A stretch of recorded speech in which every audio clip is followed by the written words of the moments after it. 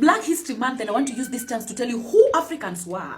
Most people think that Greece is the custodian of almost all important world philosophers because the Greeks are smart, but no. It is because all important Greek philosophers studied in Africa, took the knowledge to their countries, personalized it without giving credit. Aristotle, for instance, studied in Africa for over 20 years. He even admitted that Africa is the land of the wise. But do you know what he did when the colonial invasion set in? He used that opportunity to ransack all the leading universities in Africa, stole all the books, and went to start his own academy in Athens. Pythagoras did not invent the Pythagoras theorem. He studied it in Africa for 22 years. Hippocrates studied medicine in Africa for years. Thales, Solon, Plato, Eudoxus, all these great philosophers were students in Africa. So as a Black history student, next time they teach you about Harvard being the best university in medicine, followed by Oxford, Stanford, Cambridge, ask them, what about the House of Life University in Africa that pioneered almost all philosophies used in medicine today? When they teach you about Christopher Columbus discovering America, ask them, where were the indigenous people? When they teach you about Thomas Edison inventing the light bulb,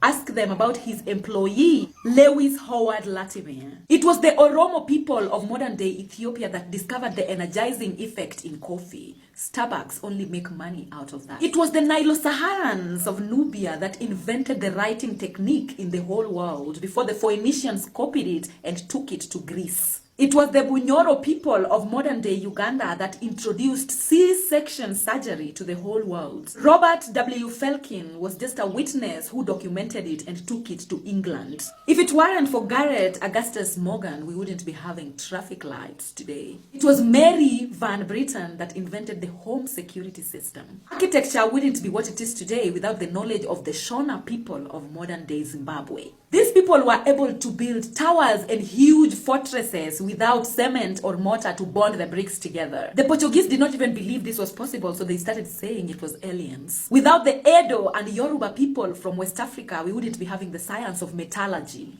It was the Ishango bone of modern-day Congo that introduced mathematics to the world. This bone was used as the lunar calendar to predict drought and weather. This bone was also the mathematical table that was used during trade in Africa. But when this Belgian man saw the Ishango bone, they took it to the Royal Institute for National Scientists in Belgium, and today the bone can only be viewed under special arrangements by the Belgian government. Most people thought that the Africans who were taken into slavery were just basic cotton pickers, but no.